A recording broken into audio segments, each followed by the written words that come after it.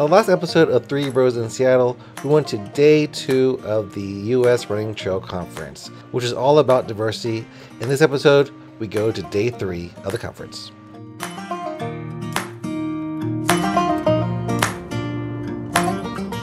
Alright guys, so this is the last day of the U.S. Trail Running Convention. Just heading over there now. It is finally raining, so hopefully the little drizzle will move away all the smoke from the fire. So just heading over there, and we're probably gonna miss the beginning of it just because we've been missing it every day, but we'll see everything else that's going on today. I think what's today's agenda? It's a lot about like technology with like races. So I think that's what they're going to be talking most about, like carbon footprint and other things to like eliminate waste. So a lot of talk about sustainability basically in the racing community. That's a big thing in trail running for sure, and also for road racing. So just gonna head over there right now.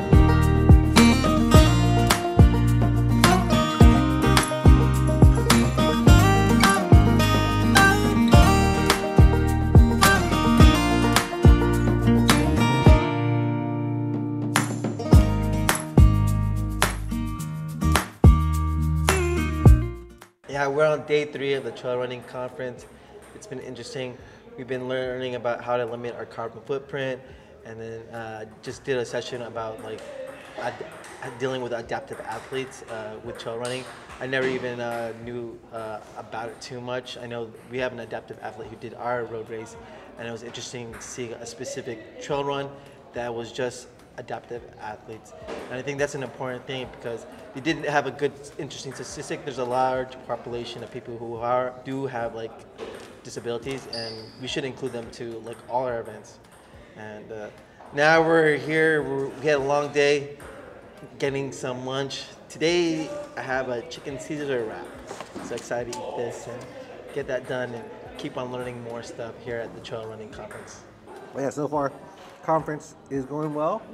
This is the last day, and then after this we're going to be going around Seattle with our friend Mon, because he's been busy at work and haven't gotten a lot of time to hang out with him because the days here are pretty long. It's like pretty much from like 9 o'clock until 7 p.m. at night, so we're here for a long time.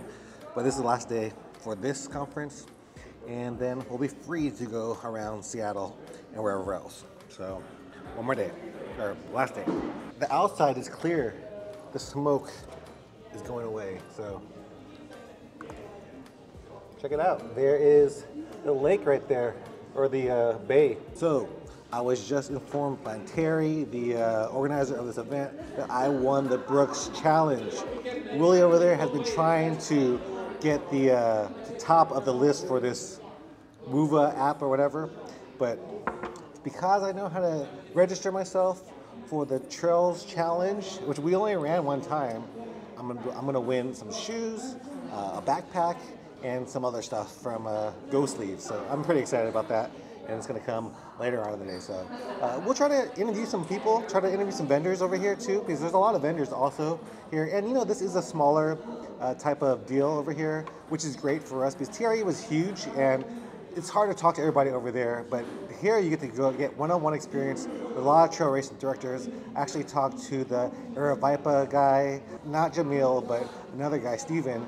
I got to talk to him and ask him a few questions, so that was good. And there's a bunch of other race directors that we're getting information from as well. So yeah, great thing. You guys can probably tell it's a little smaller, but smaller is good, especially for guys like us, because if we're one of the smaller guys out here, there's a lot of people to talk to for us that we can learn information from. We throw a great race for y'all. Yeah, I'm here with Peter. He's a big-time race director.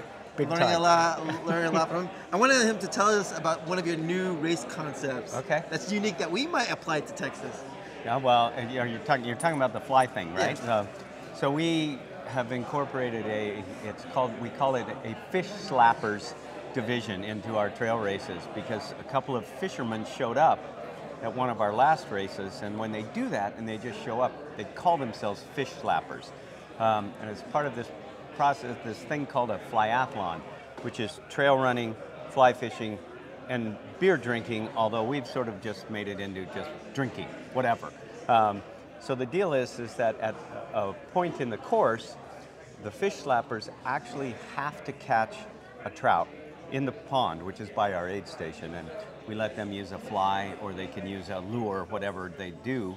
You cannot get an award in that division unless you've actually caught a fish. So it's crazy funny. And so we had about 12 of them show up in our latest event, and all but one caught a fish, and all of them got a shot of whiskey at the aid station when they caught it. So that we didn't charge them anymore registration-wise, they just join in. But we had special awards for the fish slappers. We have a woman in Utah who's makes ceramic mugs, and she makes custom mugs for us. And so she did one with a picture of a fish on it for the fish slappers, and they just went crazy.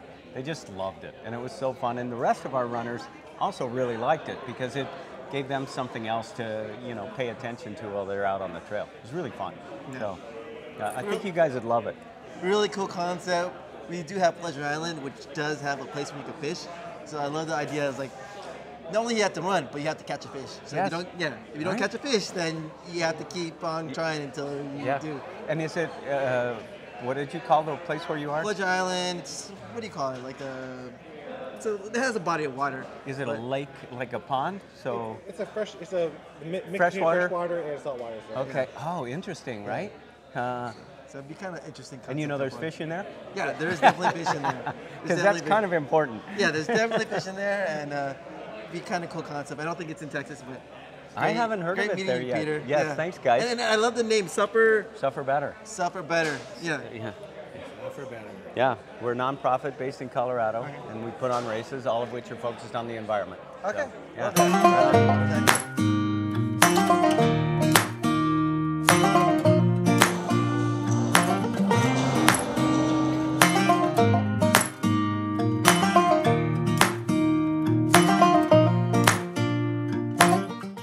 I'm here with the owner, founder of Go Sleeves, Roy. Pretty cool to meet him. And not only that, he's Filipino too. And I think that's awesome. I want him to kind of tell you about what Go Sleeves is and where he kind of came up with that idea. Yeah, Go Sleeves is basically a compression sleeves with embedded kinesiology tape on it that's reusable. So you don't have to tape up yourself. You don't have to be Gumby to reach all those muscles and do the taping correctly. Also, Go Sleeves it provides that natural ability for your body's natural ability to heal for cramps, pulled muscles, etc. So instead of you going bottoming out on your exercises, you're just staying right above that so you can prolong your exercises. Go Sleeves have been invented in San Jose, California, and it's local in our garage there. What made you decide to invent this? What gave you the idea to invent this? Yeah, so I've been a basketball player ever since I was born, and basketball has been a passion of mine, and going into CrossFit, mountain biking, and a little bit of running. And as we age, our body breaks down, starting from the knee for me, and then calves. So I've been taping up myself and using compression sleeves at the same time. And so me and my partner, Darren Lancaster, we're both digital marketing experts in the industry. We've been doing and working with a lot of the different brands, and we found that, hey, you know what, let's start our own brand with Go Sleeves and market that. And so we've been finding success on digital marketing and direct to consumer and Amazon as well. That's great. It's a great product. I suggest you guys check it out. And one thing also, I love that they are sponsoring adaptive athletes. I think that's something everyone should be doing, because this sport of ours, trail running, has to be more inclusive, and it's pretty cool that they're doing that, or they're in the forefront of doing that. Yeah, thank you guys. I appreciate it. Yeah, these guys are great. Yeah, thank you.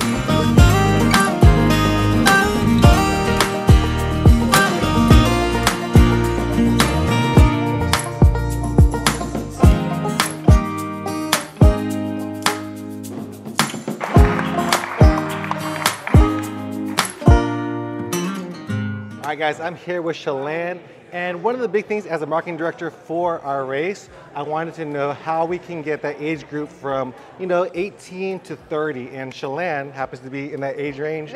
And I asked her about what's the best way to market to them, to that age group, and what do you think it is? Yeah, so I'm 22 years old.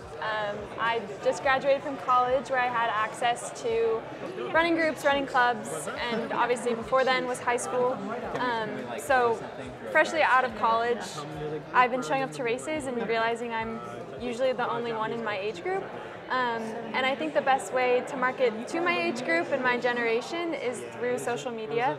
I think it is a great tool, especially using people in my age group to market towards us, because we understand each other, we understand like what we want to see. And so it's kind of, there's definitely a discrepancy between age groups marketing towards different age groups because they might not know what caters towards us. So having someone to help out, whether that be an intern or someone willing to volunteer to help you out, in my age group, in that 18 to 30-year-old range, will definitely help, I think, bring more people towards your races. Yeah, and like she said, there's not too many in our race. I think there's only maybe 10 in that age group that was in there. So everybody won an age group award, which is great, but we want more and more in there. And what is the best social media platform you think that we should go to market? Yeah, I think TikTok. I think TikTok has really taken the ranks recently. That and Instagram, I think they're both great platforms for us. And then she told me that we should get influencers to actually help market with us. So a lot of big brands, they do that. They pay influencers to talk about their brand and wear their gear. So I think that's one big takeaway that I took away from Chelan. So I appreciate all the help. So I always want to look to young people and talk to them. I feel that I'm young, but when I hear your age, I feel old. So thank you so much, Chelan, and thank you.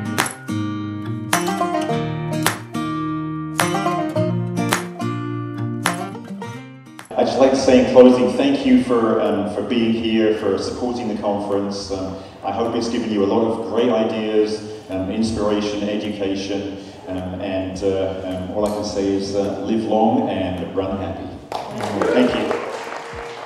All right, guys, so that is the conference. I walked away with some shoes. Willie didn't walk away with any shoes because he didn't do the thing right, but it's all good. What did you think of the conference? Pretty fun. It was kind of interesting learning about all the ways to help the running industry. It was especially with trails, but I think everyone could learn something from this conference.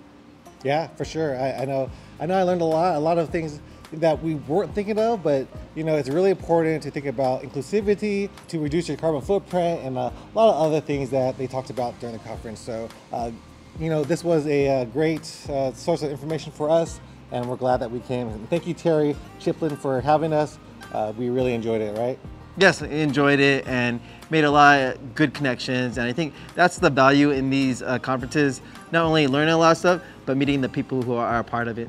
All right, guys, so you guys know who we are. We are the Three Bros Running Company, bringing big city racing to cities all across Texas. We'll see you guys next one.